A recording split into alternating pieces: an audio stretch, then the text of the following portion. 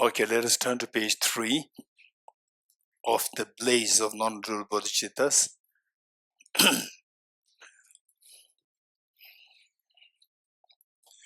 And what we do here in the mornings is for us to learn, particularly after 10 days, the teaching on the Bodhicittavivaraṇa. Yes, oftentimes many people they feel like continuing with this. Finally, we come to know that to get over your tuberculosis, the disease, the illness, we find the need of taking the medicines every day, continuously for 6 months. Every day we have to take a dose of the medicine, the tuberculosis antibiotics. So likewise, it is not just healing the physical, but here is healing the mental, which is like a chronic disease within us. And so therefore, to overcome that, again, we need to take the medication or treatment for a long period of time. So it requires what is that? What does it mean by that? Taking medicines with respect to healing your mental. So that is the practice. The practice, and on a daily basis, you do something. Say initially, don't be too ambitious. Don't think of making it like, don't think of making like 2 hours a day, 3 hours a day, 4 hours a day. And some of us, we do the recitations. There are a lot of recitations to do, and then meanwhile we miss to contemplate our meanings. So this is where we are going a little wrong. So now, here what we do is that we try to learn how to do this practice. So initial start with like 10 minutes or 20 minutes, not like 2 hours, 3 hours. Start with 10, 20 minutes. But while we are here together, we learn the complete thing. The complete procedure that later on, when you're on your own, you start with the 10, condense everything into like 10 minutes. And if possible, I will also share with you, if somebody can remind me how to condense what we have been doing. If there's somebody who likes to remind me, raise hands. But no one's okay. Children is going to remind us. So if we need more, in case if yes, Chandana said 2. That's it. Anyone else who likes to volunteer? 3, your name? Adia. Okay, and number 4. Oh, it's so difficult. Elena. And here, Jigmela. Yes, so we have 5 now. So at the end of the day, and then when you say what to remind, you may forget it later. So note it down. Jigmela, note it down. Otherwise, you may be, okay, I have to remind something. What to remind? You may not remember that. So note it down what to remember, to remind us. So to remind us of how to condense whatever we're doing in like almost like 2 hours. And normally the 2 hours. So when there's no explanation there, then it will finish within 1 hour, 1.5 hours. How to condense this within what a procedure for 10 minutes. How to condense the practice 1.5 hours practice into 10 minutes. So in fact, we drafted 3 versions: short length practice, mid length practice, and the full length practice. There are 3. So what we're doing here is the full length, but today is not going to be full length. And most likely day after tomorrow will be the full length. And then once you know that, then later on, just see that on your own, you try to do this. And I'm very, very inspired to see that. I'm very happy to see that there are many people who over the years, like the last 13 years, the people who attended such retreats, and then from that retreat till today, they continue to do this practice every morning. And then they see that there's a benefit, they see that they're growing.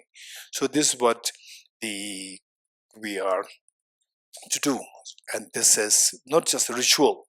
This is what we're learning how to do it when you are by yourself, how to do the practice. Okay, so for that, 3 things to remember. The first is the refuge field. Number 2, the Bodhicitta field. Number 3, the purpose of this practice. Remember these 3 things. First, refuge field. Refuge field meaning, say, who are the beings, who are your source of inspiration for you to generate bodhicitta, to in other words, to uncover your Buddha nature, uncover your hidden treasure. So who are those beings who can help me?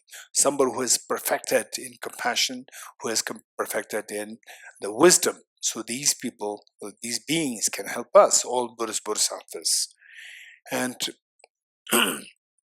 so for some people who see Jesus Christ as the ultimate embodiment of compassion, you can think of Jesus Christ. So anyone who is used to truly see as the embodiment of this universal compassion and the wisdom of emptiness, you can visualize these. And how you visualize these, that's very important.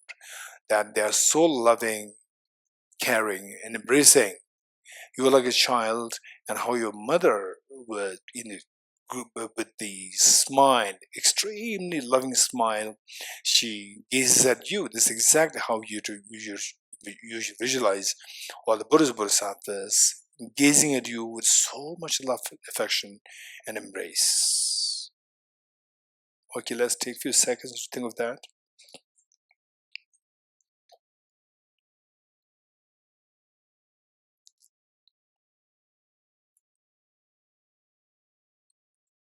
And the next, the Bodhicitta field. For the Bodhicitta field, what do you mean by Bodhicitta field?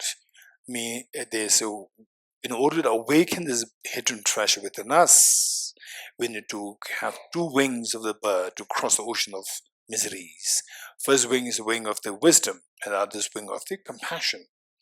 Compassion makes you expand your heart, and the wisdom makes you see the reality. It gives you the direction, and the compassion gives you the energy. So we require to drive a car. We require the steering to make sure that it gives us the proper direction, it takes us to a desired place, and we need the fuel to make sure that the car actually moves.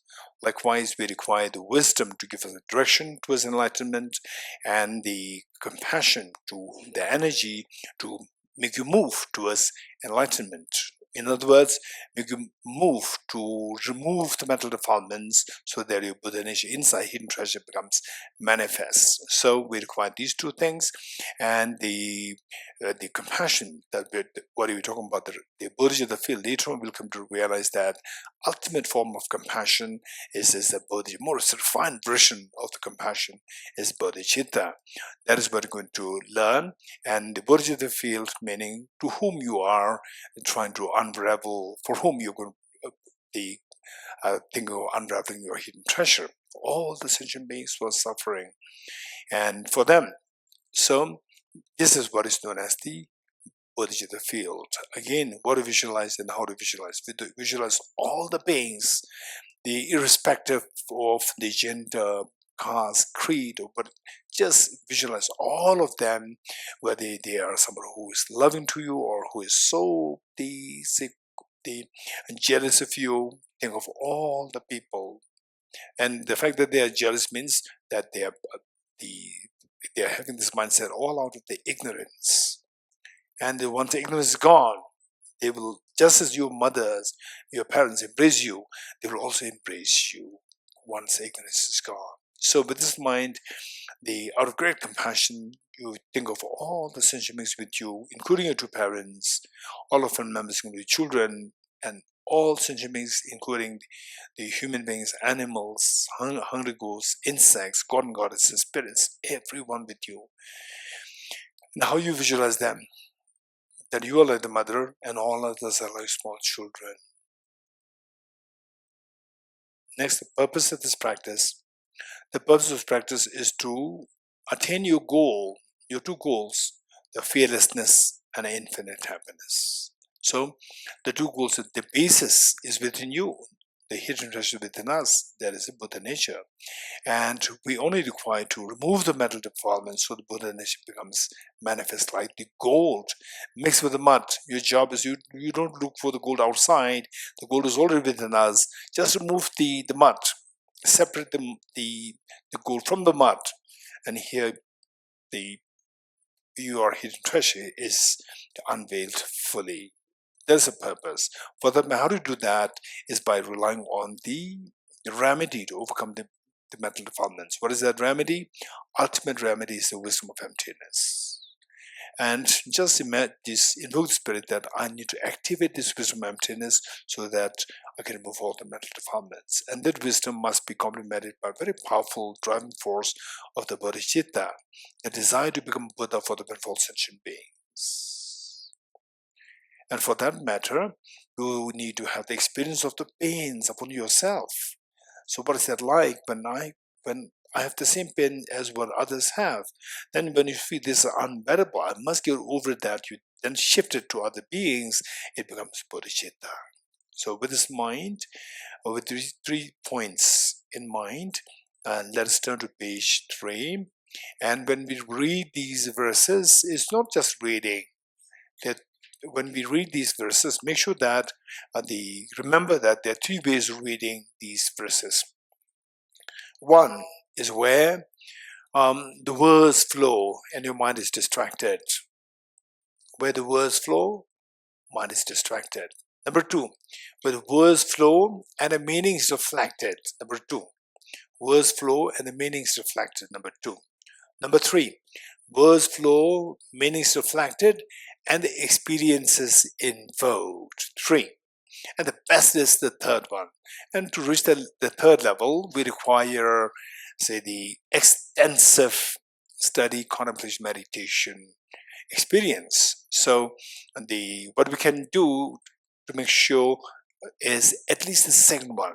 If the second one happens, it's good enough for us. And then later on, through your own personal practice, the consistent practice, you see that your compassion just expands. You think of the beings, instantly compassion flows.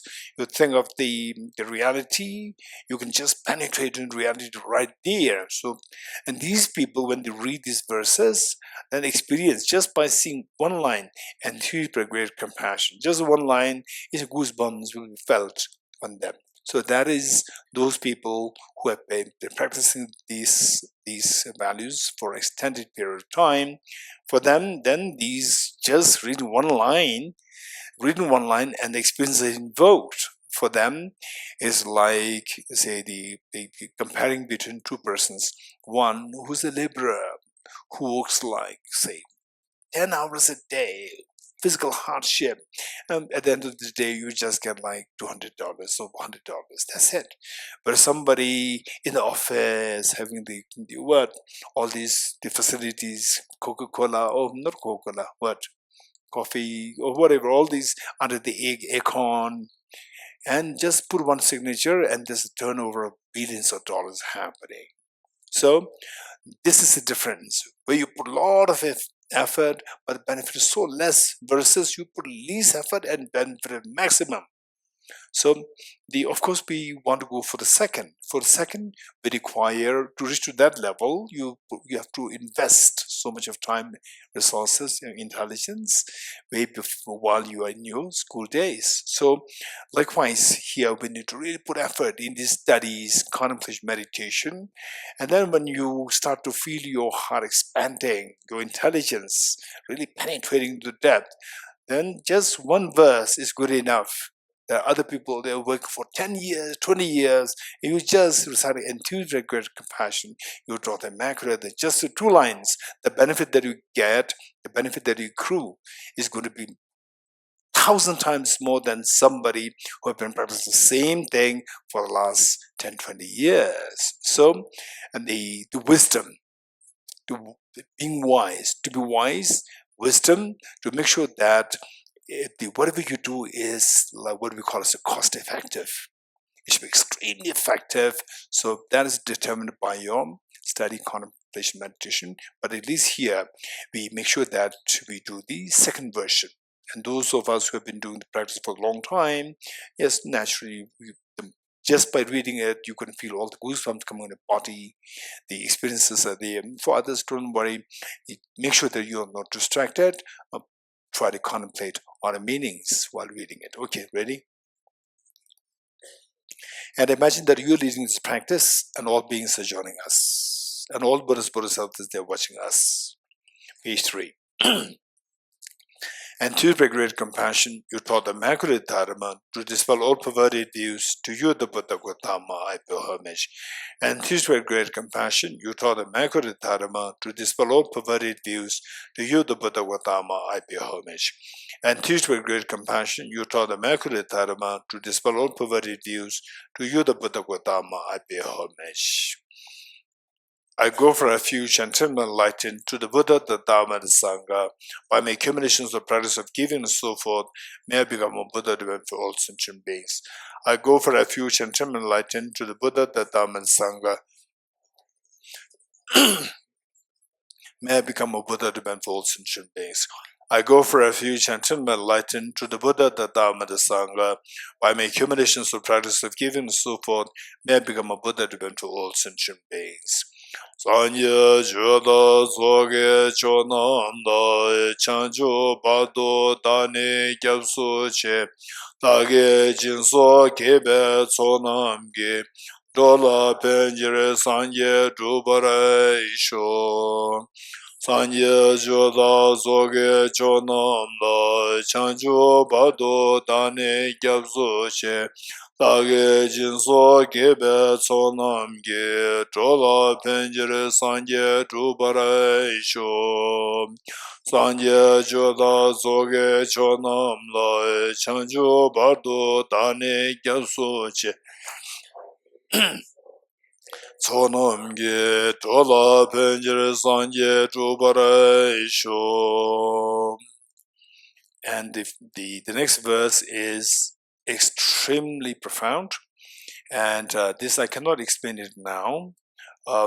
Somebody has to remind me towards the day 6, day 7, or day 8. Somebody has to remind me to explain this. Raise hands who like to remind. Okay, Prince Love, Chugila, Ajigasana, and your name, Haskit. Okay, there are 4, maybe another one. Okay, here. Stanzen Shunzum, and the lady here, Jane, Ellen. Helen or Ellen?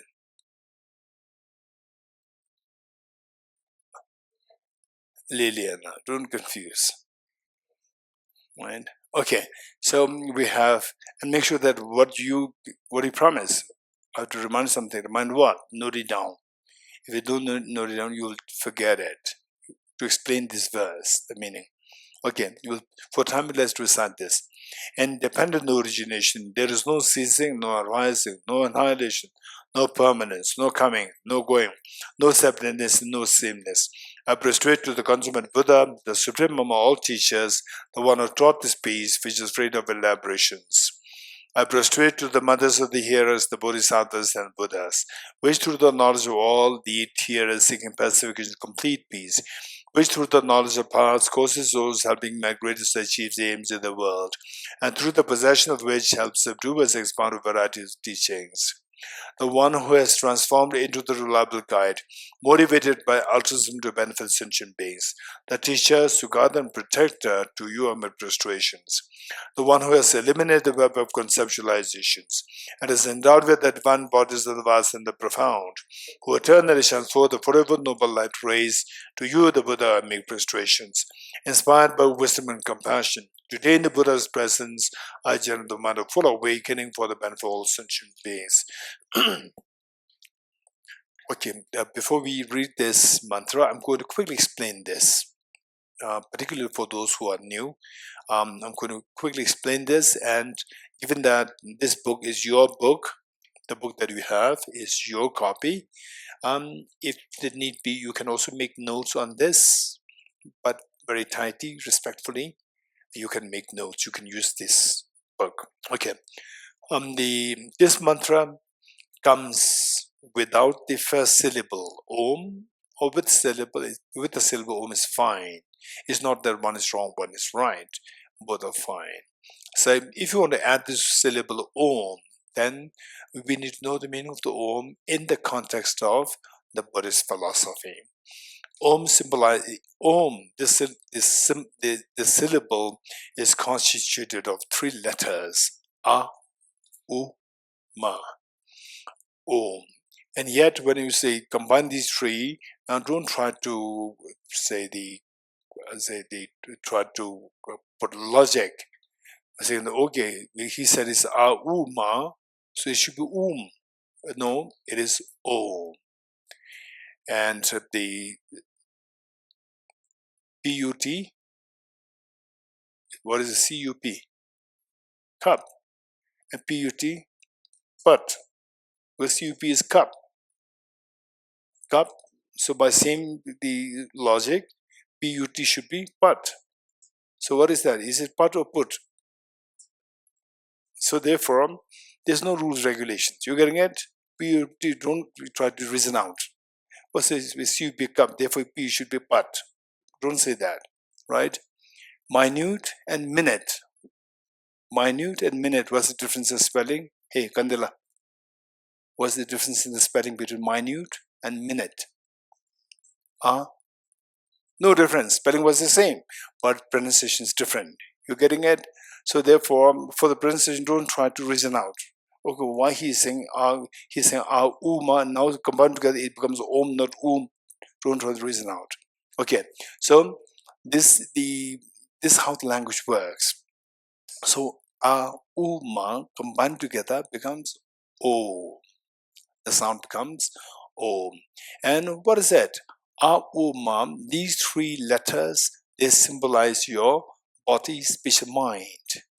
Finally, we see that when you become a Buddha, your body becomes a Buddha's body. The faultless, perfect Buddha, perfect body. And the speech becomes Buddha speech, perfect speech.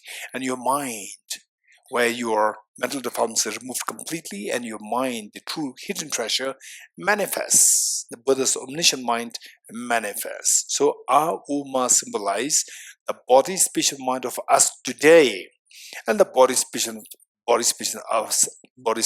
and mind of you when you become a Buddha. In other words, you in the impure state and you in the pure state.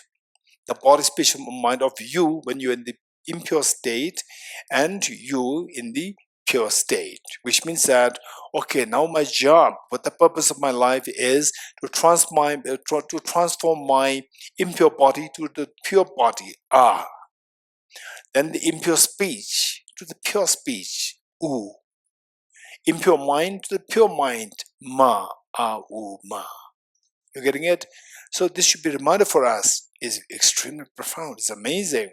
A reminder for us that, okay, so my job is now very clear how to change my body, speech, and mind, impure at the moment, into a pure state of body, speech, mind, which means when you Buddha nature is unraveled fully, and then you become Buddha, and that you are ready to benefit all the beings. So this is the meaning of Om.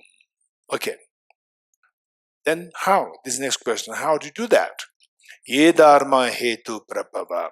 Ye dharma, these dharma phenomena, ye dharma. Hetu, cause, the cause of the result. Prabhava is the arise, originate, arise. All these dharma, all these phenomena of happiness, miseries, they arise from their causes. They don't arise randomly. There's no room for randomness. They arise but depends on their causes. Ye dharma hetu prabhava. Hetum tesham tathagato. Hetum, the plural is plural form of the cause. Plural form of cause. Hetum tesham. Tesham is these. Tesham is these. Tathagato. Tathagato is the one who has gone to the ultimate, one who has gone to the thusness, referring to the Buddhas. Tathagata means another epithet of a Buddha. Tathagato. Hevatat is said or taught. Hevatat. So, Hetum Desham. These courses were said or were taught by the Tathagato. Hetum Desham Tathagato Hevatat. Third line. Desham, again these, Chayo. Chayo is whatever. Whatever of these courses, Nirodha, stopping of whatever of these courses, Evam, thus, Evam is thus, Vadi is again said or taught, Mahasharmana, Maha is the great, Sharmana is the saint or the seer, the great seer, Ye Swaha is established, Ye Swaha is established thus. Okay, so Desham Jayo Nirodha, the cessation of all these causes, whatever, is thus Badi taught by the great seer. Great seer refers to the Buddhas. Okay, and when you say the Buddhas, is not only confined to the Buddha Shakyamuni. Each one of us, when you become a Buddha, you're also going to you're also going to teach the same thing, how the miseries arise and how the miseries can be stopped. You will also teach the same thing. Okay, so with this verse, this mantra, to be reminded, when you talk about the mantra recitation, we get a feeling that we get some miracles or blessings. Don't expect that. This is those less intelligent people expects. Unrealistic people expect. You do some mantra and you expect some miracles happening. This is the realistic approach. Whereas the real miracle is that when you understand the meaning, that okay, the miseries that I go through is not randomly arisen. They arise but depends on the causes. If I don't want these miseries in the future, stress, anxiety, and so forth, say the young ones who are sitting for the competitive exams, different competitive exams. Okay, how many are there? Sitting competitive exams, very stressful, right? Okay, coming here, just temporarily you forget, suddenly he says exam, instantly panic comes back. Okay, so these undesirable feelings, they are the result of their causes. They don't arise randomly, result of causes. So if I don't want this in the future, don't engage in these courses now. Don't engage in these courses now, because today you have people who support you, help you, you met with the Dharma, but in the future, whether we're going to meet with Dharma or not is all questionable, open-ended question. It's questionable. So therefore, I should make sure that in the future, I don't have to go through these anxiety, stress, and undesirable experiences by not engaging the causes, because these don't arise randomly, they arise by dependence on causes. And if I don't engage in these causes, why do I have to go through these results? Okay, so should be a reminder for us that I should stop all the causes of the negativity, the miseries, and I should embrace the causes of the happiness. Okay, let's recite these three times together. Om ye dharma hetu prabhavam hetum tesham tathagato hyavatat tesham chayo nirodha evam vati mahashramanaye swaha.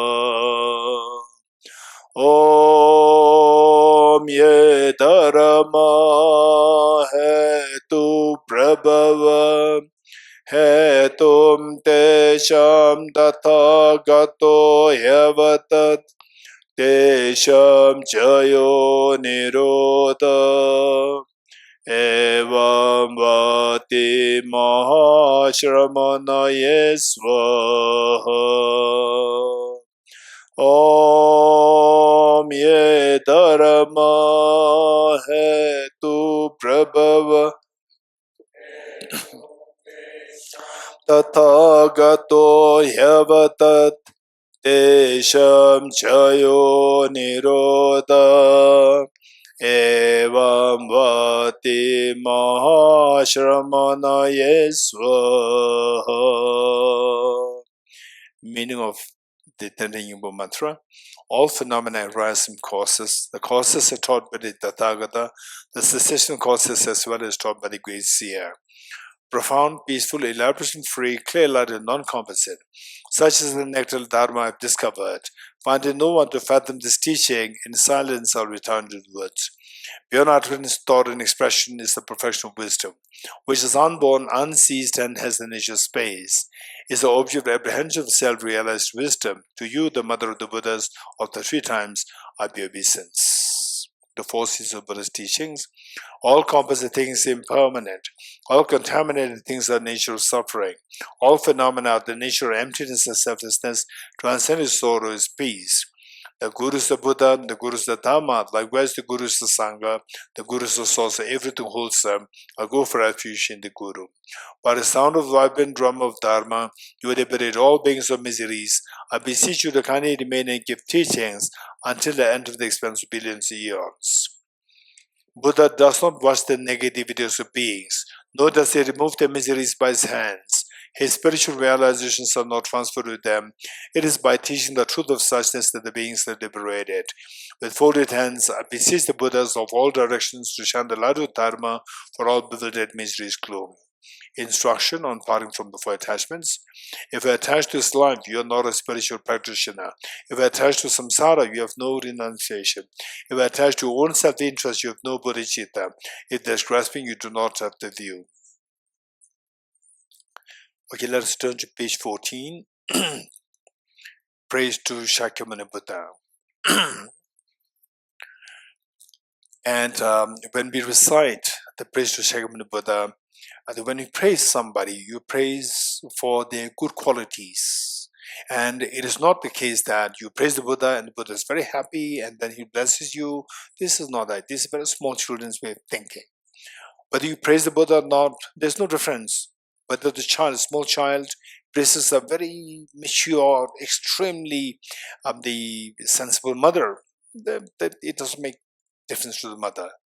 But when the child praises the mother, something's going in the mother's mind that, okay, my child is maturing. He's matured now.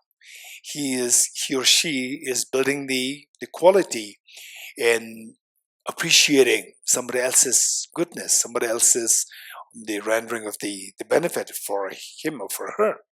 So your mother will be very happy for that. Not that you praise the mother and the mother is very happy. No. For the mother acknowledges that you're growing, you're becoming more matured.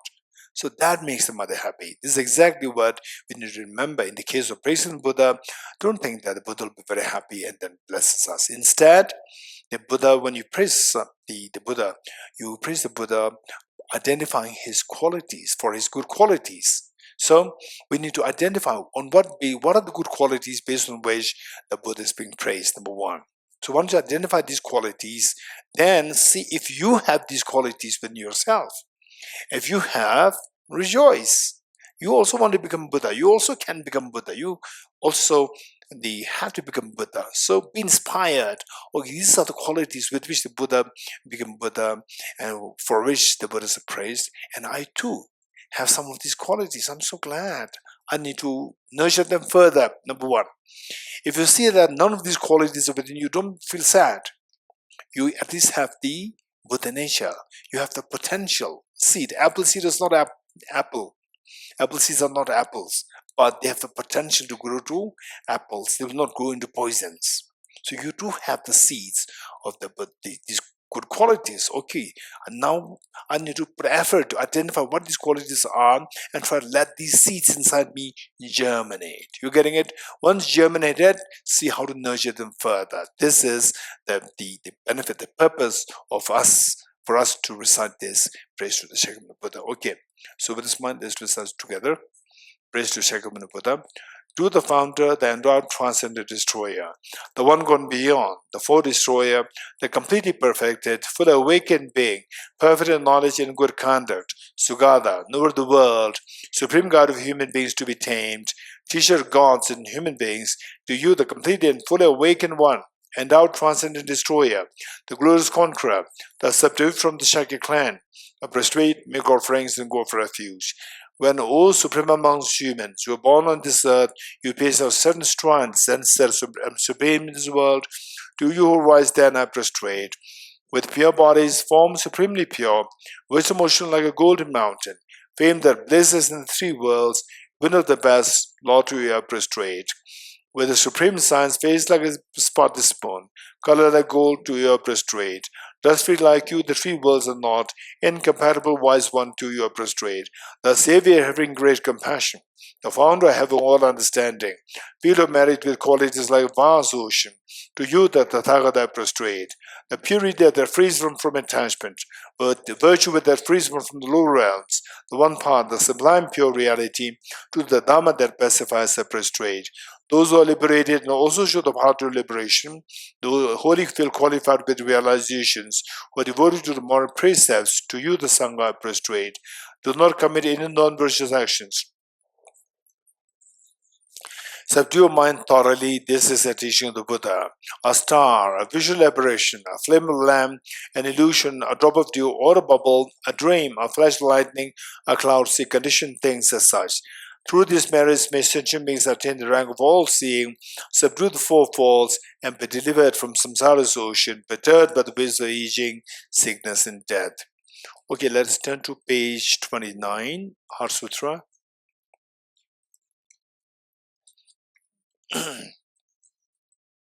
Okay, the Heart Sutra, this teaching happened in Rajgir.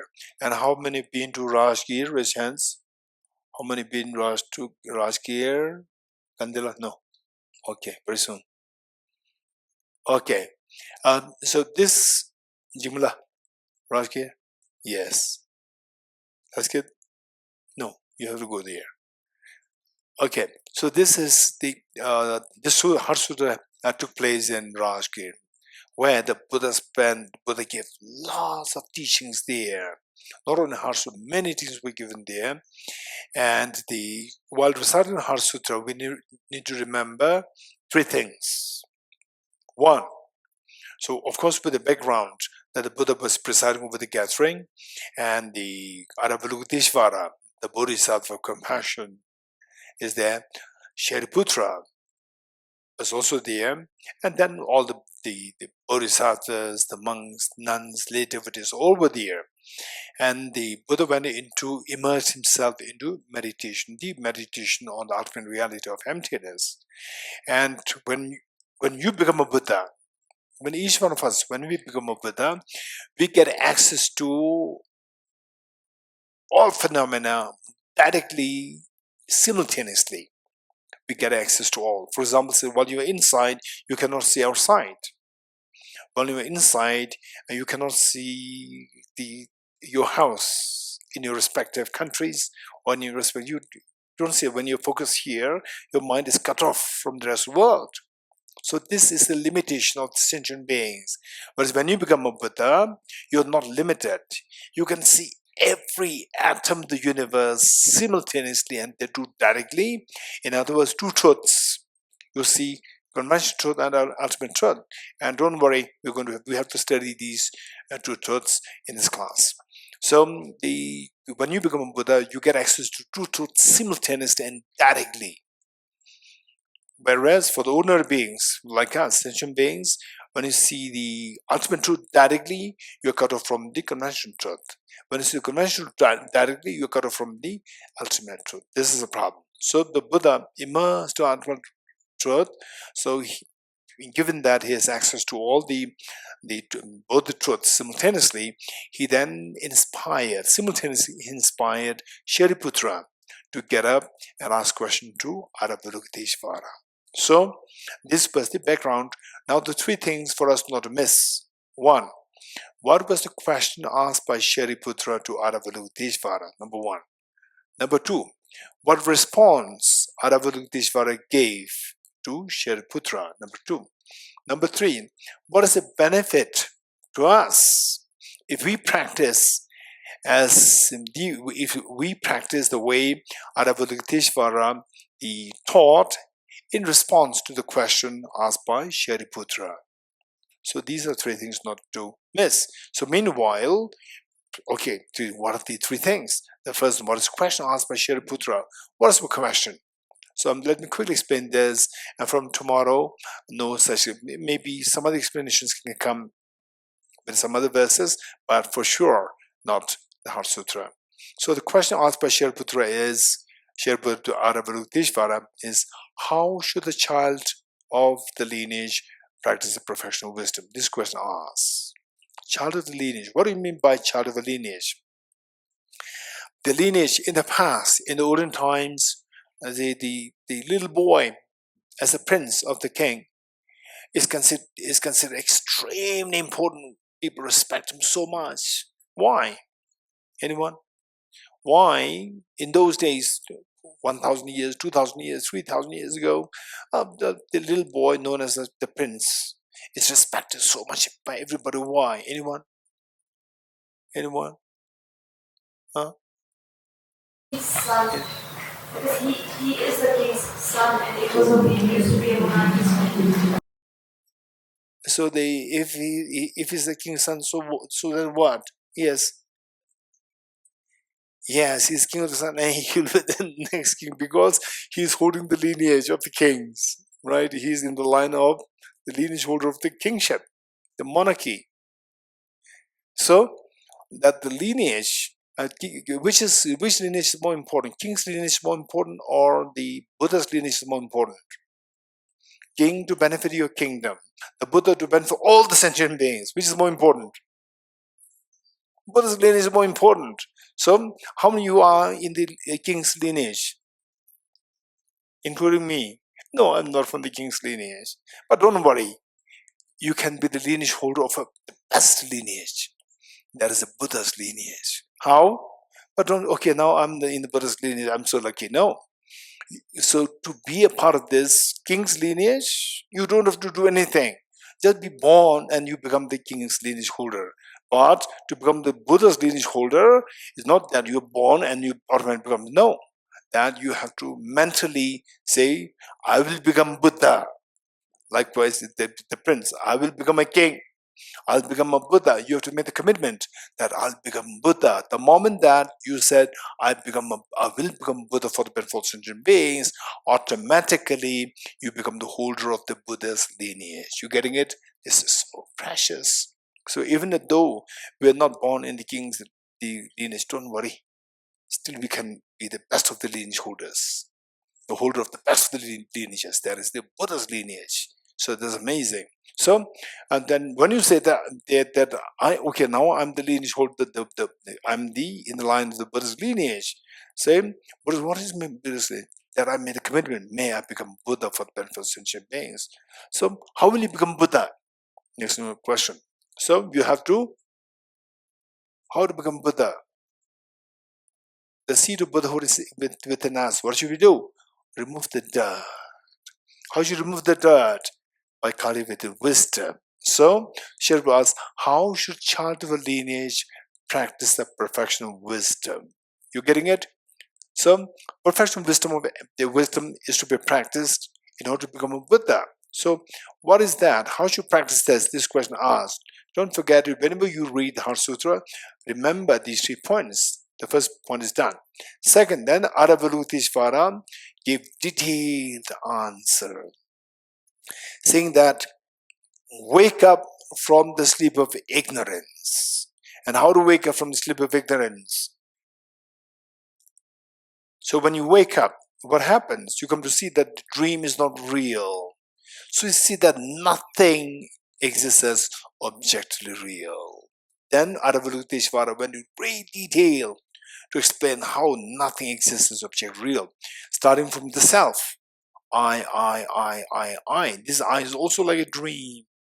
And this I made of the 5 aggregates. Even each of these aggregates, they're also like dreams. And then they say that we to be cycled in samsara. Samsara, suffering, and cause of suffering. And we can get out of samsara, the cessation of suffering, and the palliative cessation. And those Four Noble Truths. These four are also like dreams. And the world with which we interact, the six sensual objects, they're all like dreams. And the six doors, the six sense doors through which we interact with the external world, they're all like dreams. And the six consciousnesses that we have, which interact with the world, to appreciate the world, or to denounce the world, to appreciate the world, even they're also like dreams. 12 links of dependent origination by which we suffer. 12 links of dependent origination, undoing which you are liberated. Even these are all like dreams. So Avalokiteshvara responded in great detail as to how everything is like a dream. Wake up from the sleep of ignorance. Don't be in the ignorance. Don't continue to sleep, and don't continue to stop the dreams. You'll be liberated from the miseries of the dream like samsara. So this was the response given by Avalokiteshvara. And what is number 3? Hey, the first one is the question asked by Shariputra. Number 2 is the answer given by Avalokiteshvara in response to the question to Shariputra. Number 3. What is the benefit? What benefit we get if you practice, if you try to see, if you try to learn, see that everything is like a dream? What benefit we get? All the fears in the dream will stop. You agree? The moment you wake up, you see the dream is not real. All the fear in the dream stops. How many you had nightmare in your life once in a while? Very scary dreams in your life. Presents? How many such scary dreams? This is very scary. Okay. So when you wake up, you may be happy, not happy. A very scary dream, you wake up, it's not real, I'm so happy, right? So why are you happy? Because you come to realize it's not real. It's not real. So it's just a dream. When you see everything in a dream, is like waking up from the nightmare. So you're liberated. This is the real meaning of the liberation. Getting the wisdom to see that everything's like a dream. So you'll be liberated, all your fears will be dissolved. All your fears will be dissolved. And this realization is the only entrance gate to your awakening of the Buddha nature within. This is the only entrance gate. Without this, there's no way by which to uncover this hidden treasure within us. This is only entrance. But of course, it requires support. It requires support from here, Bodhicitta, the support of the Rinpoche, and so forth. We require this support. Otherwise, this is the main thing. Awakening from the sleep of ignorance. That is the only entrance through which all the Buddhas of the past, present, and the future traverse to the awakening of one's fearlessness, state of fearlessness, and a state of infinite happiness. Okay, let's not forget these things. These are 3 points. Okay, with this in mind, let's recite the following Heart Sutra. The Heart Sutra, the Perfection of Wisdom Sutra. I prostrate to the Arya Tubal Gem. Thus did I hear at one time. The Buddha was dwelling on Master Valcha's mountain Rajgriha, together with a great community of monks and a great community of Bodhisattvas. At that time, the Buddha was absorbed in the concentration on the categories of phenomena called profound illumination. Also at that time, the Bodhisattva Mahasattva Avalokiteshvara looked upon the very practice of profound illumination of wisdom and beheld the world's 5 aggregates also as empty of inherent nature. Then, through the power of the Buddha, the Venerable Shariputra said this to the Bodhisattva Mahasattva Avalokiteshvara: how should any child of the lineage who wishes to practice the profound activity of profound professional wisdom train? He said that, and the Bodhisattva Mahasattva Avalokiteshvara said this to the Venerable Shariputra: any son of the lineage or daughter of the lineage who wishes to practice the activity of profound professional wisdom should look upon it like this, correctly and repeatedly, beholding those 5 aggregates also as empty of inherent nature. Form is empty. Empty is not form. Empty is not other than form. Form is also not other than emptiness. In the same way, feeling, discrimination, composite factors, and consciousness are empty. Shariputra, likewise, all phenomena are empty, without characteristic, unproduced, unceased, stainless, not without stain, not deficient, not fulfilled. Shariputra, therefore, in emptiness there is no form, no feeling, no discrimination, no composite factors, no consciousness, no eye, no ear, no nose, no tongue, no body, no mind, no visual form, no sound, no smell, no taste, no object or touch, and no phenomenon. There is no I element, and so on, up to and including no mind element, and no mental consciousness element. There is no ignorance, no extinction of ignorance, and so on, up to and including no aging and death, and no extinction of aging and death. Similarly, there is no suffering or origination, cessation path. There is no exalted wisdom, no attainment, also no non-attainment. Okay, so now this is the section where the benefit, the point number 3. Shariputra, because there is no attainment, the bodhisattvas to rely on and dwell in the perfection of wisdom, the mind without obscuration, thus without fear. Having completely passed beyond error, there is the end point of nirvana. All the Buddhas who dwell in 3 times also manifestly completely awaken to unsurpassed perfect complete enlightenment in reliance on the perfection of wisdom. Therefore, the mantra of the perfection of wisdom, the mantra of great knowledge, unsurpassed mantra, the mantra equal to the non-equal, the mantra that thoroughly pacifies all suffering should be known as truth, since it is not false. The mantra of the perfection of wisdom is declared, Yata Om Gade Gade Para Sam Gade Bodhisoha. Shariputra, the Bodhisattva, Mahasattva should train the profound perfection of wisdom like that. Then the Buddha arose from their concentration and commanded the Bodhisattva, Mahasattva, Bodhicittavivaraṇa, saying, well said, son of the lineage, it is like that, it is like that. Profound professional wisdom, just as you've indicated, even the Tathagatas rejoice. The Buddha having thus spoken, the Venerable Shariputra, the Bodhisattva, Mahasattva, Bodhicittavivaraṇa, those around in the entirety, along with the world of gods, humans, asuras, and gandharvas, were overjoyed and highly praised that spoken by the Buddha.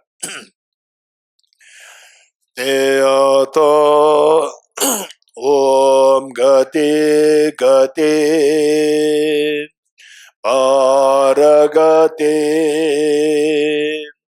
Parasamgate Bodhisvatyata Om Gate Gate Paragate Parasamgate Bodhisvatyata Om Gate Gate Paragate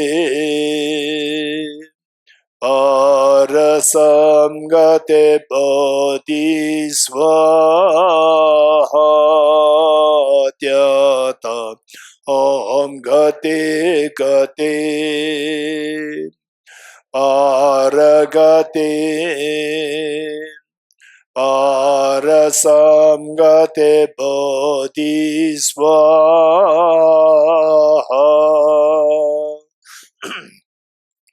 By the teachings of 3 supreme jewels possessing power of truth, may inner and outer hindrances be transformed, may they be dispelled, may they be non-existent, may they be pacified, may all negative forces opposed to the Dharma be completely pacified, may the host of 80,000 obstacles be pacified, may we be separated from problems and conditions harmful to the Dharma, may all enjoyments be in accord with the Dharma, may auspices of perfect happiness pervade this place now. And some of you may be wondering, why clapping?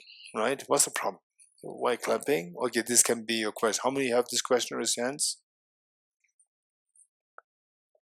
Okay, so the same. But many people they just you say something, and how did I say? And people say this. What is this? And particularly those people who said, I don't know what they're doing like this. What is clapping? You know. So what is this? Huh? Thumbs up.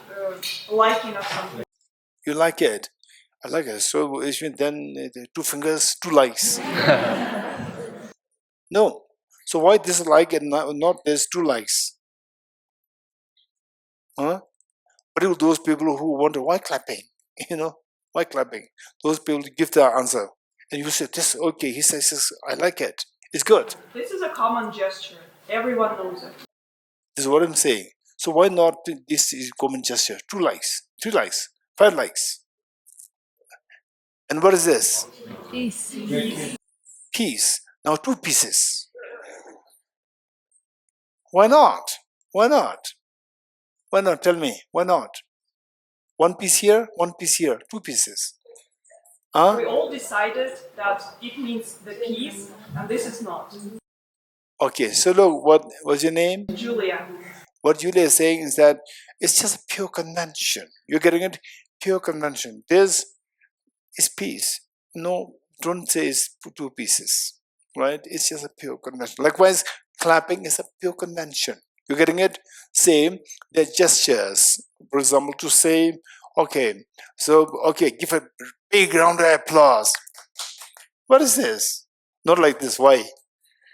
You're going to, it's pure convention. So therefore, conventions differ.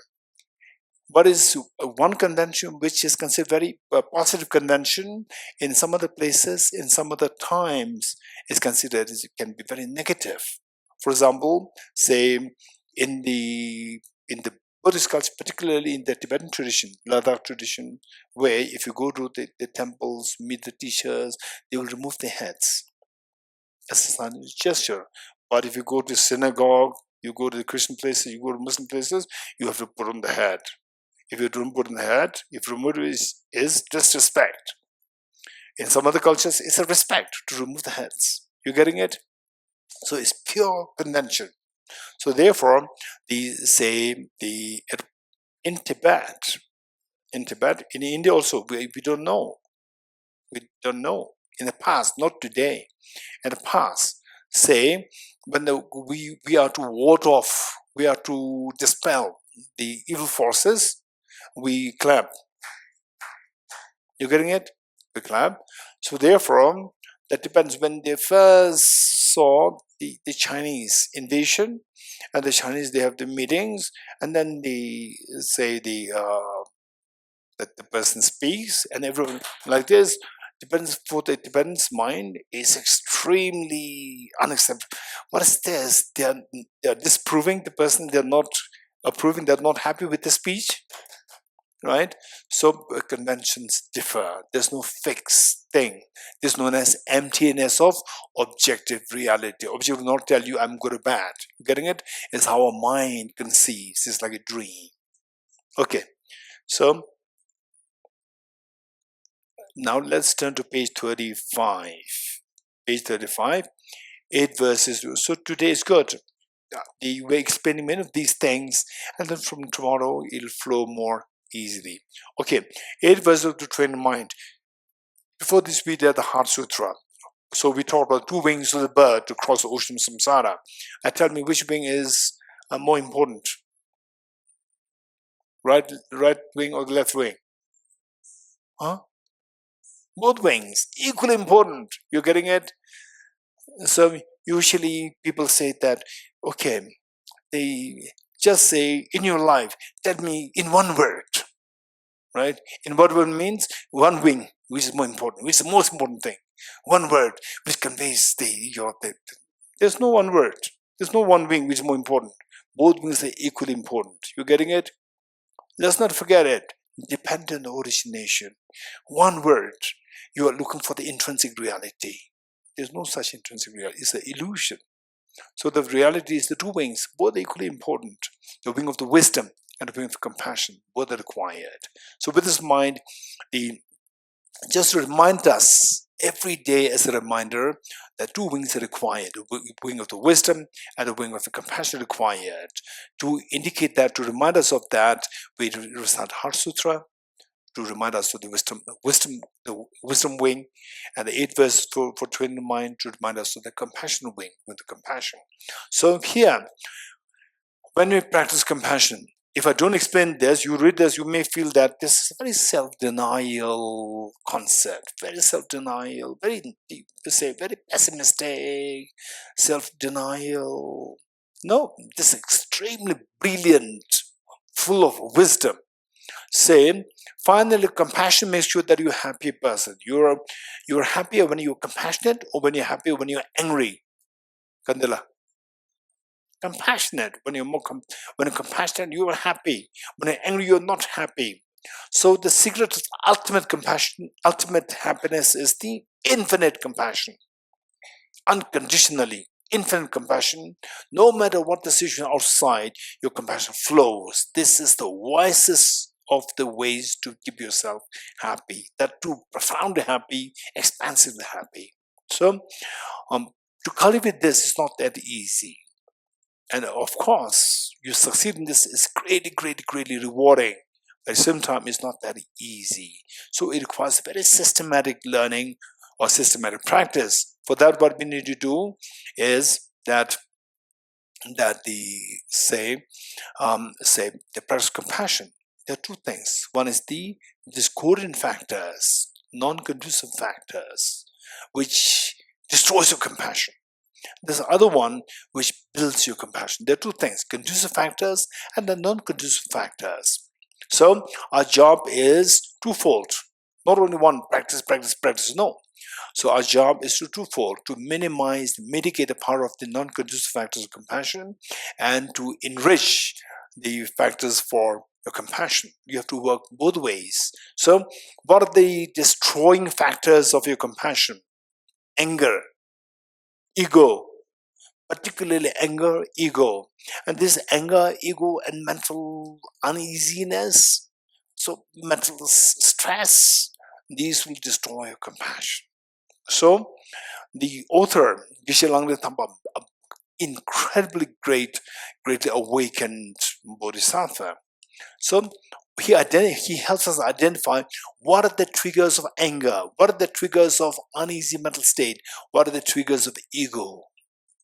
And then he teaches us what are the triggers, and remove these triggers, your ego will subside, your anger will subside. So the negative forces are subsided. Then the other side is cultivating the positive sides, enriching the positive factors. So for that, the practice of the two methods to practice bodhicitta. What are the two methods? Sevenfold cause-effect method to practice bodhicitta, and the other one is the method of equalizing and exchanging self for others. The two methods. So these two will enrich our compassion. It will enhance our the conducive factors, and on the other side, identifying the triggers of the ego, anger, stress, and so forth, and minimizing them. So with these two things done successfully, your compassion invariably, your compassion naturally expands. Okay, so let's read this together. With the determination to achieve the highest aim, for the benefit of all sentient beings, which surpasses even the wish-fulfilling gem, may I hold them dear at all times. Whenever I interact with someone, may I view myself the lowest amongst all, and from the very depths of my heart, respectfully hold others superior. Okay, let me explain this very quickly, and then the remaining things will unfold on their own. So here it says that whenever I interact with someone, may I view myself as the lowest amongst all. Right? I'm already feel so low. So now he's encouraged me even to feel lower. No, this is not really, and you may feel like this. This is not to let yourself feel low, but say what's the opposite of feeling low? Feeling high, egoistic. I am somebody. Right? So this is to combat the ego, not to make yourself feel low. You're getting it? So those people who succeed in this practice, they should have a great sense of confidence. It is not to diminish your confidence. You're getting it? It is to diminish the ego, not your confidence. And we should distinguish between the two, the ego and the confidence. Self-confidence and ego, we have to distinguish the two. Ego is destructive. Self-confidence, very positive. You need to encourage self-confidence, but destroy the ego. Ego destroys you. So before it destroys you, destroy ego. Otherwise, one day it will destroy you. Ego will destroy you. But self-confidence, always encourage, enrich your self-confidence, build your self-confidence. It's very important. So therefore, we say, may I become the best of the person. Who is the best of person? The Buddha. May I become Buddha, not for myself, for the benefit of all sentient beings. Which means that there's look at the confidence. May I become a Buddha, not just may I become the CEO of a company. May I become this or that. Instead, may I become Buddha, the best of everything. It requires a lot of confidence. So therefore, Buddhist practice, oftentimes when people don't understand the deeper the connotations, they just read this superficially. They just self-denial. Look, may I view myself so low for someone? No, I'm already low. I feel so low now. And again, I came to the retreat thinking that he will elevate us. He make us even more low. Low. No, low in your ego, high in your self-confidence. You getting it? So these are these subtle nuances that we need to be able to see. Okay, once that's unfolded, the remaining will fall in place. Okay, let's read this once more. Number 2. Whenever I interact with someone, may I view myself as a lowest amongst all, and from the very depths of my heart, respectful hold others as superior. In all my deeds, may I probe into my mind, and as soon as mental and emotional afflictions arise, as they endanger myself and others, may I strongly confront them and avert them. When I see beings of unpleasant character, and those oppressed by strong negativity and suffering, may I hold them dear for their rare to find, as if I have discovered a jewel treasure. When others out of jealousy treat me wrongly with abuse, slander, and scorn, may I take upon myself the defeat and offer to others victory. When someone whom I've held or in whom I've placed great hopes may exchange for hurtful ways, may I regard him still as my precious teacher. In brief, may I offer benefit and joy to all my mothers, both directly and indirectly. May I quietly take upon myself all the hurts and pains of my mothers. May all these remain undefiled by the stains of 8 mundane concerns, and may recognizing all things as illusions, devoted clinging be released from bondage. Okay, now to say that these verses are not to go to it, be tilted towards self-denial. Rather, this is for a greater purpose. Reason, the following verses the added from Namasung Bodhicittavivaraṇa, which gives you tremendous self-confidence. May I become Buddha. May I become the chief leading Buddha for all those beings. Okay. Okay. From our 2 collections, vast space that I've amassed from working with effort at this practice for a great length of time, may I become the chief leading Buddha for all those whose minds wisdom eyes blinded by ignorance. Okay, so today we'll skip the 7 limb practice. Okay, we will read the page 40. We'll do a short mantra offering.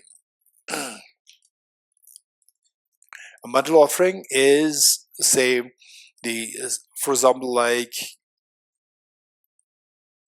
okay, let's say that you get a chance to have the audience of His Holiness, and who is your role model for your infinite compassion and for your infinite wisdom and for extremely skilled leadership qualities. So you see as a role model. So there what we do is that you try to just be one with Him. Just whatever you have, you offer this to His Holiness. So here, the mantra offering is you offering the best thing that you can think of this universe to all the Buddhas and Bodhisattvas, so that you feel the oneness with the Buddhas Bodhisattvas, that one day you will also perfect in your qualities of the fearlessness and infinite happiness, and that you'll be able to share this wisdom with all the beings. Okay. And this hand gesture, how many you don't know this hand gesture is hands? How many don't know? Okay, the Adya. You know Adya. Adira. Okay, Ajikasana will teach Adira later on, right? Anyone else who doesn't know this hand gesture? Okay, here. So we have the girl here, your name? Huh? Echin will teach the lady there behind you, and the lotus will teach the German over there, break. Huh? Perry. Okay, so this will teach Perry and okay, and Dasana will teach the gentleman before. Dasana will be there. Okay, anyone else? Okay, over there, for Bharat, I'll give you a good teacher. Jigmela, you know this hand gesture? You have to teach hand gesture with Bharatji. Raise hand. Jigmela, you raise hand. Okay, Bharatji, Jigmela teach you. Make sure that you teach, right? Sometimes people, okay, sometimes what happens is that, okay, look, who's a good teacher and who's not, who's a bad teacher? Bad teacher is the one who makes things happen and person does not know how to make it happen. That's a bad teacher. Good teacher is where the person learns how to do it. So second time the person does it himself or herself. That's a good teacher. You're getting it? Don't just make it happen. Don't just make it happen. Make it happen that the person knows how to make it happen. You're getting this is a good teacher. Okay. I'm checking whether he's a good teacher or okay, Cholatendra, first time is fine. Cholatendra, let's do it later. Yeah, education. Okay.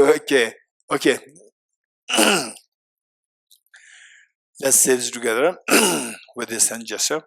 This ground anointed with perfume, splendid flowers adorned with Mount Meru, the four continents, the sun and the moon. I imagine this as a Buddha felt and offer it. May all sentient beings enjoy this pure land. O Sashibhe Ke Joshe Dota Rerable Shenye Deke Bade Sangye Shendo Mete Duvaye Dogunam Dashelam Jabarasho. The true sense of request, the four Dhammas Venerable Kambhoba. May be blessed that my mind is directed towards the Dharma. May be blessed that my Dharma practices on the proper path. May be blessed that the path is free of flaws. May be blessed that the flaws are seen in the light of exalted wisdom.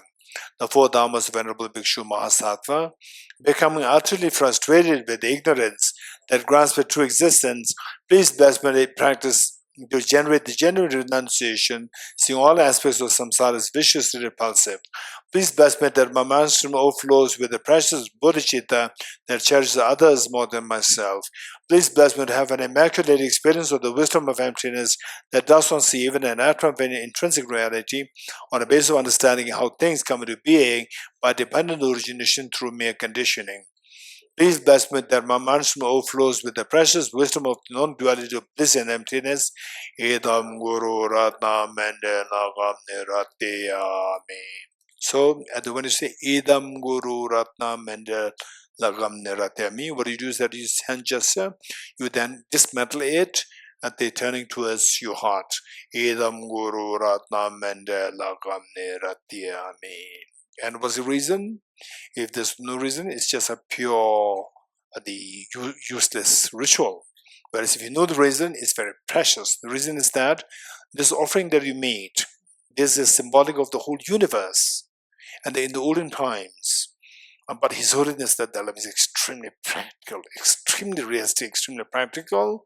He says the universe symbolized by this hand gesture, it doesn't exist at all. So the center is supposed to be Mount Meru, and the four sides, they're supposed to be four continents. And then if you look at the solar system. There's no Mount Meru in the center. There's no Mount Meru, right? So His Holiness is very practical. He says that what is not acceptable even in your own belief system. For example, Buddhism. Even in Buddhism, if there are things which are not acceptable, you don't have to accept it. His Holiness is very straightforward. What is valuable, like the wisdom of emptiness, universal compassion, they are extremely relevant, and they tell you the reality. They are so beautiful, and this makes sure that you get what you seek, that you're able to help others get what they seek. But in this universe, how it is depicted in the Buddhist cosmology, but it's not all Buddhist cosmology. There's one section with the belief that the Mount Meru is at the center and surrounded by the 4 continents and the 8 subcontinents.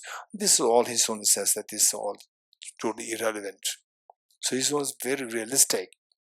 Accept those things which are real.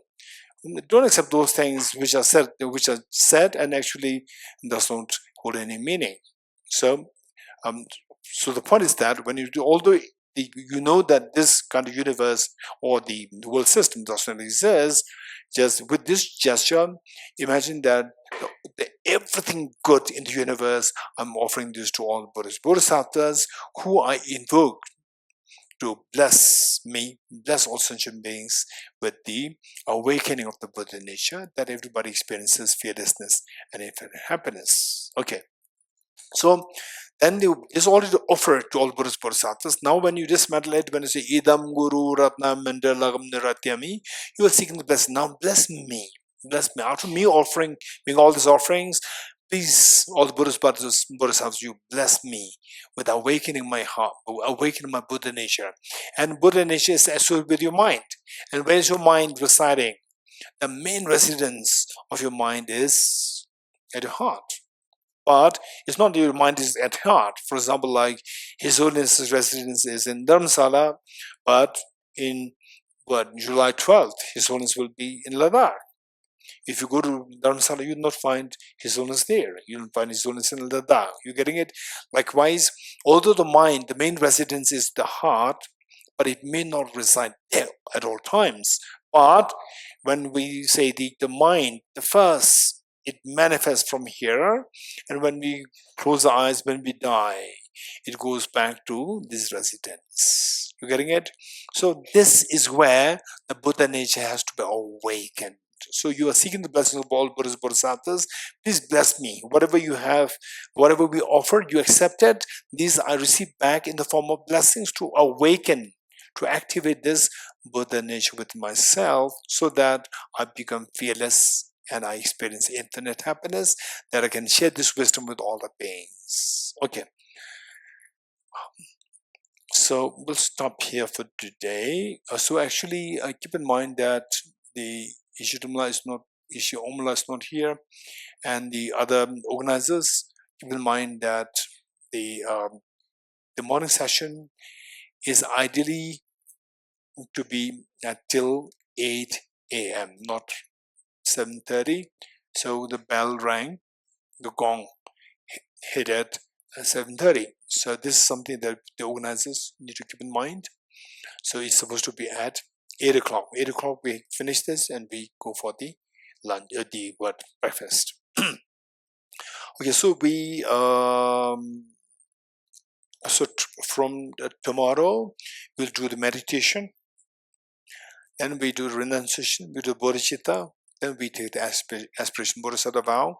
And I'm not too sure if we can take the aspiration bodhisattva vow tomorrow, but we'll try our best to do the complete practice tomorrow morning. Okay, for today we'll stop here and we turn to page 52, page 52, dedication prayer. I dedicate the merit thus gathered towards the realization that deeds in the prayers of Buddhas and Bodhisattvas of 3 times, and to the beholding of the doctrine of scripture and insight, may in all lives, through the force of this merit, never separate from the 4 wheels of the Mahayana vehicle, and accomplish all the stages of the path, renunciation, bodhicitta, purview, and the 2 stages. From our 2 collections, vast the space that have amassed from working with effort at this practice for a great length of time, may have become the chief leading Buddha for all those whose minds wisdom is blinded with ignorance.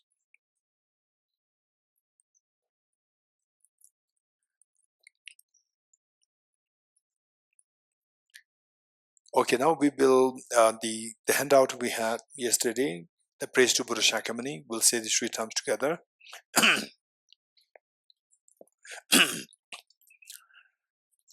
Tabge tuje shagere so chon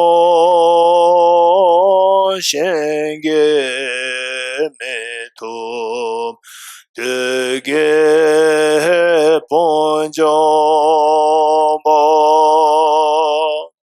sege dumbo tabo jebe ko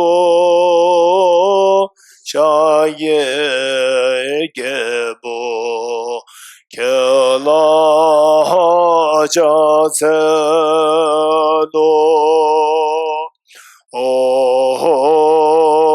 mone mone Mahamona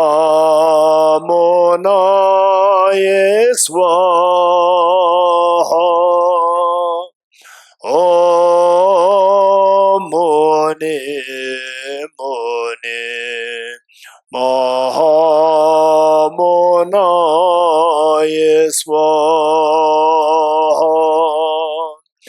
Tabge tuje shagere so chon shenge meto dege ponjomba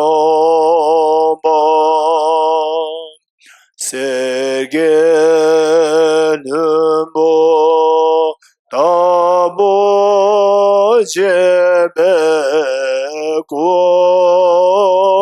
shage gebo kela chase do mone mone Mahamona Swaha Om Mone Mone Mahamona Swaha Tabge tuje shayere so chon shenge metum dege ponjomba serge dumbo tabo jebe ko shaye gebo kela chase no mone mone Mahamona Swaha Om Mone Mone Mahamona Swaha Om Mone Mone Mahamona Swaha Om Muni Muni Mahamona Yeswaha. Om Muni Muni Mahamona Yeswaha.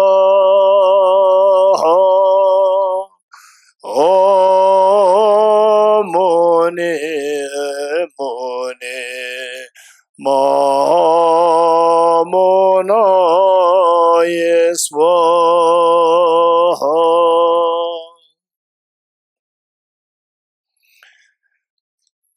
Okay, 3 persuasions together.